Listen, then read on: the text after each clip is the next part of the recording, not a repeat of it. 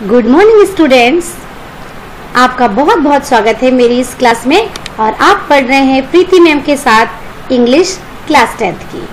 तो चलिए स्टार्ट करती हूँ। Class 10th poetry, poem number 1 the fountain, stanza number 7 and 8 and poet है जेम्स रसेल लॉवेल।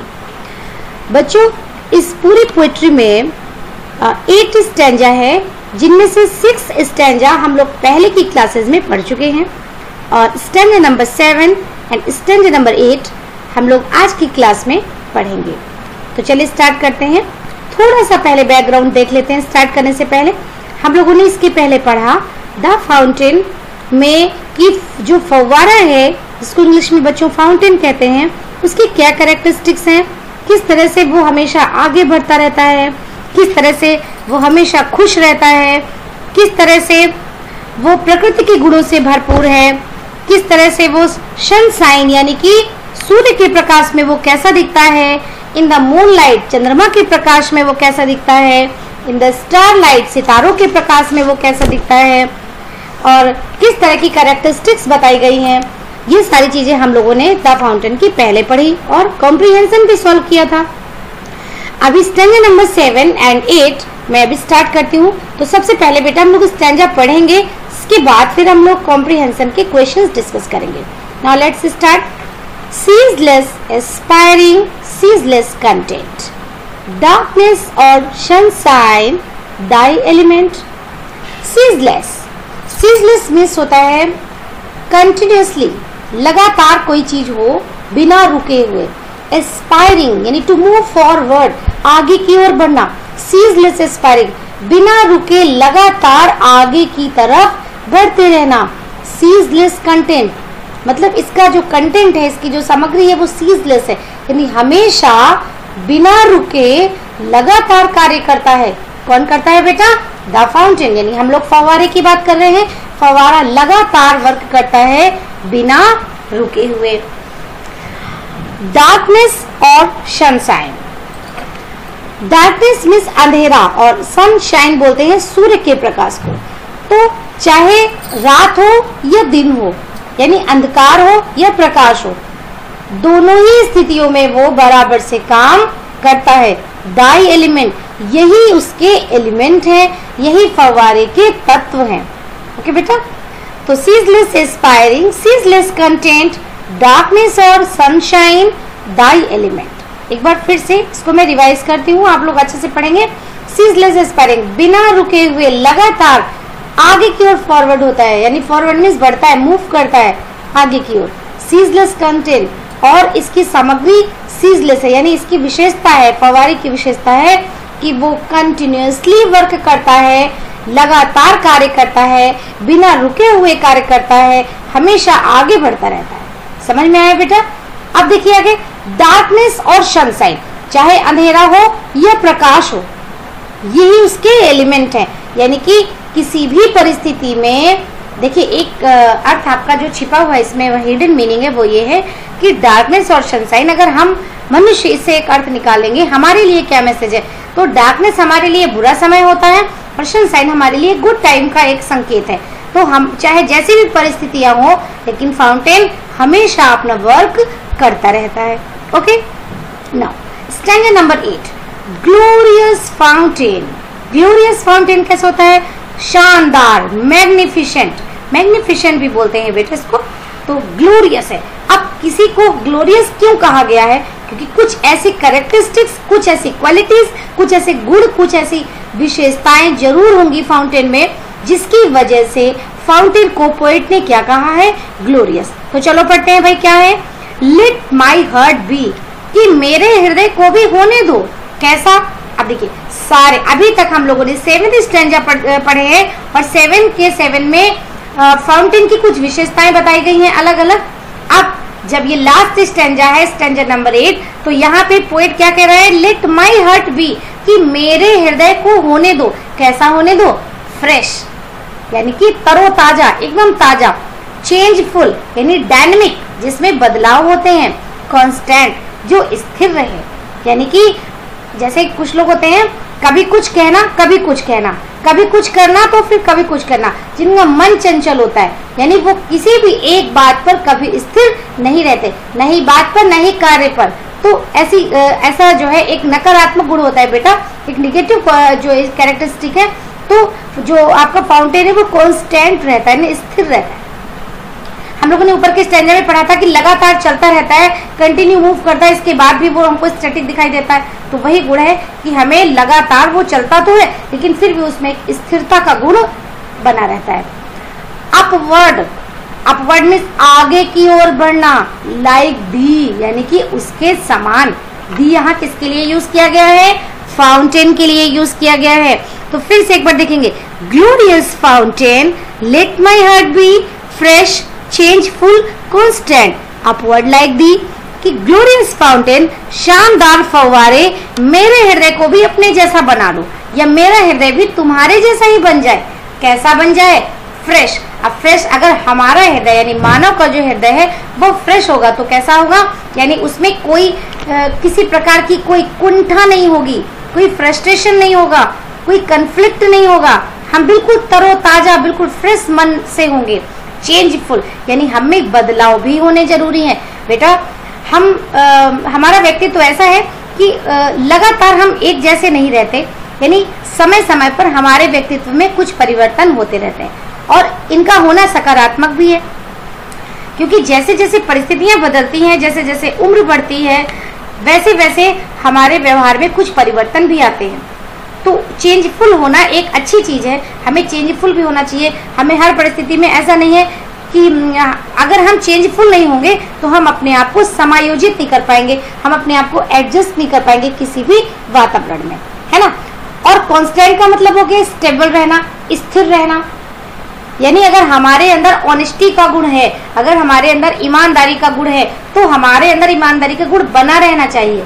ऐसा नहीं कि एक परिस्थिति में तो हम ईमानदार हैं लेकिन दूसरी कोई परिस्थिति आई तो हमने अपनी ईमानदारी को छोड़ दिया, तो हम ईमानदार नहीं है। हमारे अंदर अगर कोई कैरेक्टरिस्टिक कंटिन्यू बनी रहेगी, हर परिस्थिति में बनी रहेगी, तो वो हमारा गुण कहलाएगा।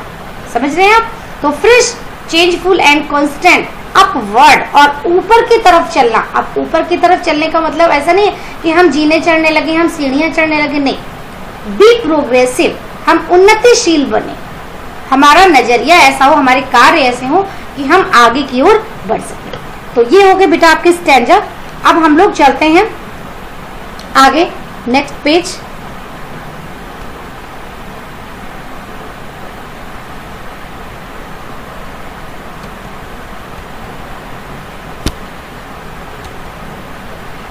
Stanza for comprehension, ceaseless aspiring से लेके दाई एलिमेंट तक जो हमने पहला स्टैंजा पढ़ा उसके कॉम्प्रिहेंशन है। क्वेश्चन नंबर 1 है बेटा, ध्यान से पढ़िएगा। Write the title of this poem from which the above noted lines of poetry have been taken और सेलेक्टेड। यानी आपको उस पोएम का टाइटल लिखना है जिससे ये जो लाइन्स ऑफ पोएट्री हैं, ये जो पंक्तियां हैं आपकी कविता की, वो ली गई हैं या सेलेक्ट की गई हैं। पहले भी आप लोग इसको पढ़ चुके हैं, ये आपके लिए कोई नया क्वेश्चन नहीं है। तो द फाउंटेन पोएम का नाम है, ये टाइटल है, तो हम कैसे लिखेंगे? देखो बेटा, आंसर लिखने की एक टेक्निक भी मैं आपको बता रही हूँ। जब क्वेश्चन इस फॉर्मेट में आएगा कि write the title of this poem, तो हम राइट को नहीं लिखेंगे, हम क्या लिखेंगे? The title of this poem from which the above noted lines of poetry have been taken is the fountain. The fountain को सिंगल इन्वर्टेड कॉमर्स में हम लोग क्लोज कर लेंगे। Next question, question number 2, what are the elements of the fountain. यानी the fountain यानी जो फव्वारा है उसके कौन से तत्व हैं? तो हम लोगों ने कौन से तत्व पढ़े थे बेटा? हमने पढ़ा था कि जो फव्वारा है वो कंटिन्यू चलता है, लगातार चलता है, सीजलेसली यानी कि बिना रुके हुए, ये हमने पढ़ा था, और वो स्थिर भी रहता है। तो ये दो एलिमेंट इसके बताए गए हैं, कंटिन्यूटी एंड स्टेबिलिटी। हम इसको अपने वर्ड्स में लिखेंगे बेटा। हम लोग पोइट्री की जो लाइन्स है उसको एज इट इज पूरा वैसे ही नहीं लिख देंगे, उसका मीनिंग को समझ के अपने वर्ड्स में लिखेंगे। तो कंटिन्यूटी एंड स्टेबिलिटी, कंटिन्यूटी क्या होगा? निरंतरता, और स्टेबिलिटी स्थिरता। Continuity and stability are the elements of the fountain. Now question number 3, what are the rhyming words in the stanza. Rhyming words क्या होते हैं बेटा? राइमिंग वर्ड्स ऐसे वर्ड्स होते हैं जिनको जब हम बोलते हैं तो उनकी जो तुक है, हिंदी में बोलते हैं, उनकी जो तुक है वो अंत में मिलते हैं। यानी कि उनकी राइम मिलती है। अब ये जो स्टैंजा था इसमें कौन से राइमिंग वर्ड थे, एक बार मैं पढ़ूंगी, आपको थोड़ा सा आइडिया आ जाएगा। Ceaseless aspiring, ceaseless content, darkness और सनशाइन दाई एलिमेंट।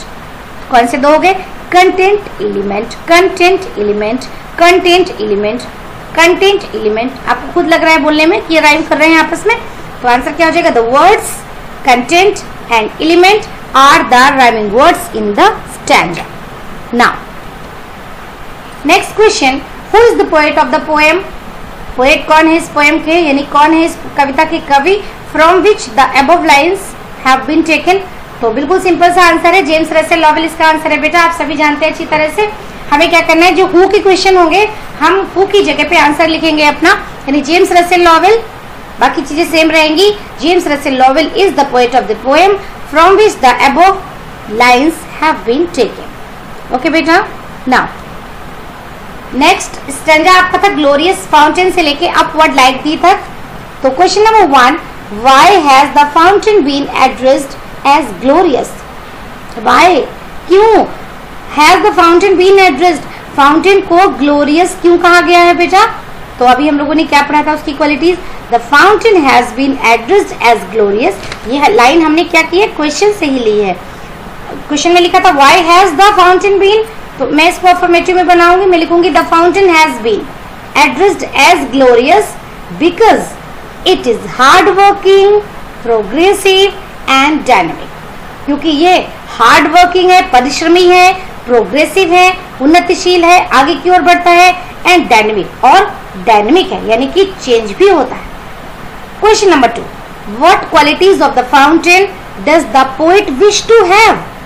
देखिए, what qualities of the fountain, fountain की कौन सी क्वालिटीज हैं, डज द पोएट विश, जो पोएट विश करता है, चाहता है टू हैव, कि उसके अंदर भी वही गुण आ जाए। यानी कि फाउंटेन की कौन सी ऐसी क्वालिटीज हैं इस स्टैंजा में जिनको पोएट स्वयं चाहता है कि वो अपने अंदर उन गुणों को ले आए, अपने उन गुणों को अपने अंदर आत्मसात करे। Answer, the poet wishes. बेटा मैंने विशेस क्यों यूज किया है, क्योंकि क्वेश्चन में देखिए लिखा था डज, और जब क्वेश्चन में डज होगा तो आंसर भी हम सिंपल प्रेजेंट में बनाएंगे, तो जो आपका मेन वर्ब है उसमें यस या ईएस जुड़ जाता है, तो जो यहाँ पे विश था यहाँ पे आंसर में विशेस हो जाएगा। The poet wishes to be, क्या होना चाहता है, स्टैंजा में साफ साफ लिखा है, पोएट कहता है let my heart be fresh changeful constant, let my heart be fresh changeful constant. ये मैं पोएट्री की लाइन्स पढ़ रही हूँ बेटा, पोएट्री की लाइन्स में था let my heart be fresh changeful constant, कि मेरा जो हार्ट है उसे कैसा होने दो, फ्रेश चेंजफुल और कॉन्स्टेंट होने दो। तो the poet wishes to be fresh changeful and constant like fountain. Okay, next question, point out the rhyming words in the stanza.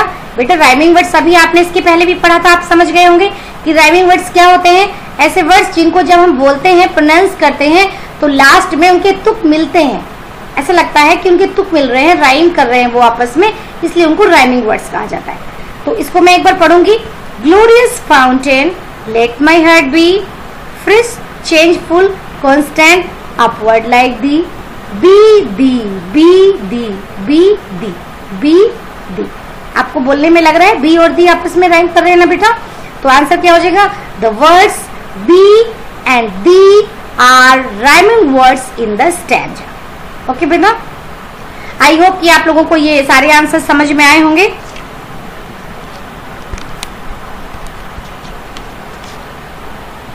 तो ये आपकी पोएम बेटा, आज द फाउंटेन पोएम आपकी कंप्लीट हो चुकी है, और अब जो मेरा नेक्स्ट वीडियो आएगा वो बेटा आपका अगली पोएम का आएगा। आज से आपकी ये पोएम फिनिश हो चुकी है, सारे कॉम्प्रिहेंशन मैं आपको करा चुकी हूँ। अब एक बार इसको बहुत अच्छे से बच्चों आप लोग पढ़िएगा, और इसके बाद क्या करिएगा कि जो इस पुरानी जो क्लास है, यानी कि आपका द फाउंटेन 1 और 2 जो पार्ट थे उसके, आज तो लास्ट पार्ट है बेटा, उसको भी बहुत अच्छे से आप लोग प्लीज रिवाइज जरूर करिएगा, ठीक है। और मुझे कमेंट करके जरूर बताइएगा कि आपको क्लास कैसी लगी, कैसे समझ में आ रहा है, और अगर आपको लगे कि कुछ माइनस पॉइंट्स हैं, कुछ चीजें आपको कम अच्छी लगी या कोई सुधार, तो प्लीज बच्चों वो भी बताइएगा। मैं कोशिश करूंगी कि अपनी अगली क्लास और ज्यादा इंटरेस्टिंग और ज्यादा अच्छी बनाऊं। Thank you.